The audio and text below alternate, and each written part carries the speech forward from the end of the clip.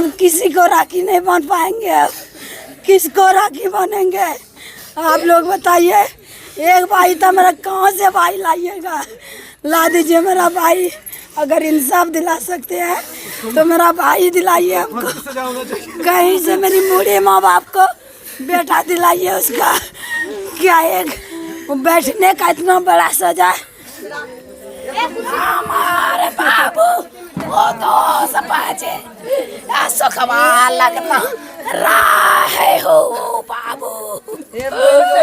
हमारा ताने पुत्र के जवान बेटी हती दो कहानी बड़ी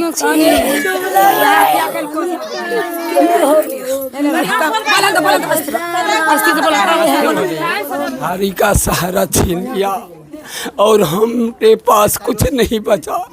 3 लड़कियां हमारी पास है, जवान लड़कियां है। देखिए कमा करके मजदूरी हमने अपने बच्चा को बीए करके बीएड करवा रहे हैं हरियाणा से मजदूरी कर करके, और क्या कर सकते हैं बेटी के लिए।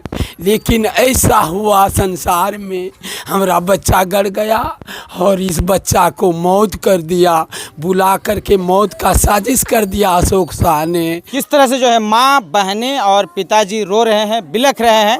मात्र एक बुढ़ापे का सहारा था कन्हैया कुमार यादव और 3 बहनें थी, जिसकी उम्मीदें, जिनकी आस, जिनकी शादी कराने तक की जिम्मेदारी शायद कन्हैया के पास था। लेकिन अब वो कन्हैया बचा नहीं। रोज मासूम, और आप देख रहे हैं सच्ची बात मीडिया, जहां एक तरफ पटना में 8 यादव मंत्री बन रहे थे, मंत्री बन के शपथ ले रहे थे एक तरफ, दूसरी तरफ वही यादव एक प्राइवेट शिक्षक हैं जो कोचिंग चलाते थे, कन्हैया कुमार यादव, उनकी हत्या कर दी जाती है। अब समझिए कि बिहार है और बिहार में ये आरोप लगता आया है कि यादवों की अब सरकार बन गई है। लेकिन कैसे कहेंगे कि यादवों की सरकार बन गई है जब एक यादव की हत्या हो जाए, जब कि 8 यादव मंत्री शपथ लिए, शपथ लेने के बाद अपने अपने पद ग्रहण कर रहे थे, तब यहाँ पे घटना घट रही थी और हत्या हो रहा था, मतलब किसी को जान से मारा जा रहा था। एक व्यक्ति जो प्राइवेट एक स्टेप बाय स्टेप नाम की एक कोचिंग चलाते थे, 300 विद्यार्थी पढ़ अब बताइए 300 विद्यार्थी पढ़ते थे उस कोचिंग संस्थान में, उसके कोचिंग संस्थान में, और उसकी घर की हालत ये है। 3 बहनें हैं, एक अकेले भाई था। मतलब अंतिम बार जो राखी था, ये राखी अंतिम बार तीनों बहनों ने बांधा और आगे ये तीनों बहनें अब राखी नहीं बांध पाएगी। आप समझिए कि बिहार के अररिया जिले के अररिया विधानसभा क्षेत्र के बटुरवाड़ी गांव का यह हाल है। पटना से कोसों दूर है, इसलिए ये विपक्ष के लिए भी मुद्दा नहीं बन रहा है। जो अभी भारतीय जनता पार्टी लगातार जो है अपने सत्ता जाने के बाद बैठी हुई है जिला मुख्यालय से लेकर के प्रदेश मुख्यालय तक और प्रखंड मुख्यालय तक, जो भारतीय जनता पार्टी सत्ता जाने के खिलाफ बैठी हुई है, वही भारतीय जनता पार्टी को अब ये मुद्दे नहीं दिख रहे हैं कि तीनों बहनों की राखी अब नहीं बांधा जाएगा। तीनों बहनें के पास अब भाई नहीं बचा, मात्र एक भाई था। माँ बाप के पास वो बेटा नहीं बचा, एक अकेला बेटा था। लेकिन किसी के लिए मुद्दा नहीं है, मतलब मुद्दा है तो अब कार्तिकेय सिंह का मुद्दा आ गया है। अगर मुद्दा कुछ है तो सत्ता की हनक है, सत्ता पाने की हनक है, सत्ता पाने की जल्दबाजी है और सत्ता से जाने का डर है। तो यही चीज़, उनकी बहनें हैं, माँ है उनकी, हम उनसे जानने की कोशिश करते हैं। क्या जी, क्या हुआ था, क्या बताओ? भैया मेरा भैया वहीं कोचिंग के आसपास उसी का एक दुकान है, उसी दुकान में मेरा भैया कोचिंग करके वहाँ 1 घंटा आधा घंटा बैठता था कभी कभार। उससे उसकी जो भैंसुर थी वो दुकान वाली की, अशोक शाह, उसको थोड़ा अच्छा नहीं लग रहा था। हम लोग, वो पहले एक बार लड़ाई भी हुआ था मेरे भाई से, वो उस लड़ाई में बोला था, मेरे भाई को खुलायाम धमकी दिया था कि हम तुमको जान से मार देंगे कभी। आखिर वही किया वो अंतिम में। इसीलिए आप लोग थोड़ा इन्वेस्टिगेशन कीजिए और मेरे भाई को थोड़ा इंसाफ दिलाइए कि पूरा तरह हम खुलायाम बोल सकते हैं कि मेरा भाई का हत्या कोई नहीं, सिर्फ अशोक किया है। अशोक के साथ और जो भी आदमी है उसका पता कीजिए और उनको सजा दिलाइए। हमारा मम्मी पापा को इंसाफ दिलाइए भैया। हम किसी को राखी नहीं बांध पाएंगे, अब किसको राखी बांधेंगे आप लोग बताइए। एक भाई था मेरा, कहाँ से भाई लाइएगा? ला दीजिए मेरा भाई, अगर इंसाफ दिला सकते हैं तो मेरा भाई दिलाइए हमको। कहीं से मेरी बूढ़े माँ बाप को बेटा दिलाइए उसका। क्या एक बैठने का इतना बड़ा सजा है। अगर कुछ हुआ था तो मैंने मम्मी पापा को बोलते, कुछ बात होता, यूँ किसी की हत्या करना अच्छी बात है, तो हमको इंसाफ दिलाइए, हमको प्लीज़ भाई से मिलाइए, मेरा भाई निकाल दीजिए। हम किसको राखी बांधेंगे आप बताइए? किसके पास आके खड़ा होंगे हम? 3 बहनें हैं, किसके पास जाएंगे? शादी में नहीं हुआ करके आदमी बुलवा कर रखा था, घर में बुला करके वो मेरा भतीजा को मारा है। सब मिल के कितना आदमी ला कर रखा था घर में बंद करके, मेरा भतीजा को वो घर में बंद करके तब मेरा भतीजा को बुरा तरह से बिजली का शॉर्ट दे के मेरा भतीजा को मारा है। जान से बिजली का कारेंट लगा लगा के मारा है, मेरा भतीजा को तड़पा के मारा है। वो अपना घर में बंद करके आदमी बुला के रखा था।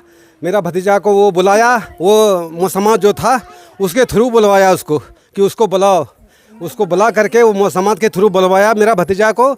उसके बाद उसको घर में बंद करके वहीं जान से मार करके इस तरह की घटना होने वाली। धमकी खुलायाम दिया था भैया उसने।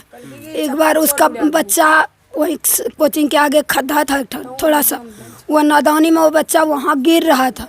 मेरा भैया वो बच्चा को बचा कर एक थप्पड़ ऐसे जोर से मार, जैसे तेरा बच्चा को डांटते हैं कि चलो यहाँ से, अगर गिर जाएगा तो माँ बाप का क्या होगा। लेकिन वो कुत्ता मेरे माँ बाप के बारे में नहीं सोचा। वो बच्चा को एक बार वही थप्पड़ जो मारा, वो कुत्ता मेरे भाई से लड़ाई किया था और उसी लड़ाई में बोला था कि तुमको खुलायाम जान मार देंगे, आज हो कल हो, तुमको पूरा तरह से जान मार देंगे।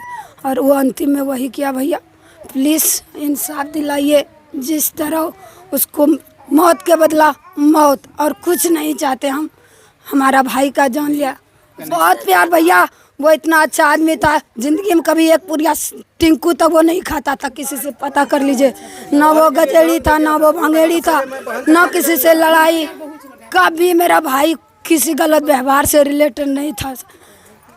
करीब 200-250 लड़कियां पढ़ती है कोचिंग में, उससे कभी गलत व्यवहार, किसी से गलत बात नहीं हुआ था। सांसद जी, विधायक जी संपर्क किए? हम लोग अभी तक कुछ नहीं किए, बस थाना में इंक्वायरी दिए हैं।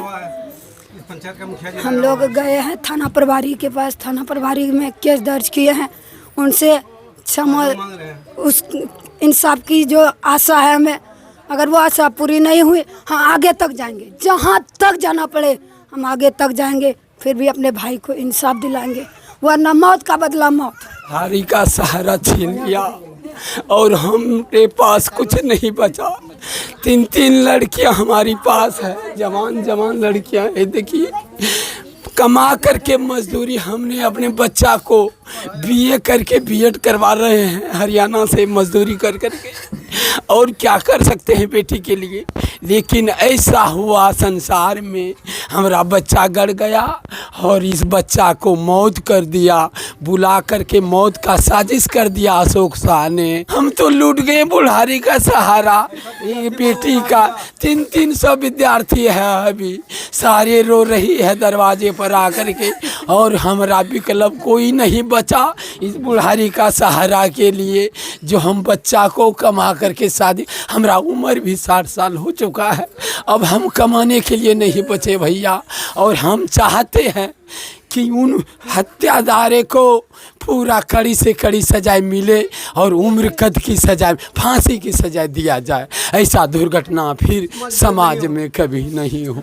किस तरह से जो है माँ, बहनें और पिताजी रो रहे हैं, बिलख रहे हैं। मात्र एक बुढ़ापे का सहारा था कन्हैया कुमार यादव, और 3 बहनें थी जिसकी उम्मीदें, जिनकी आस, जिनकी शादी कराने तक की जिम्मेदारी शायद कन्हैया के पास था।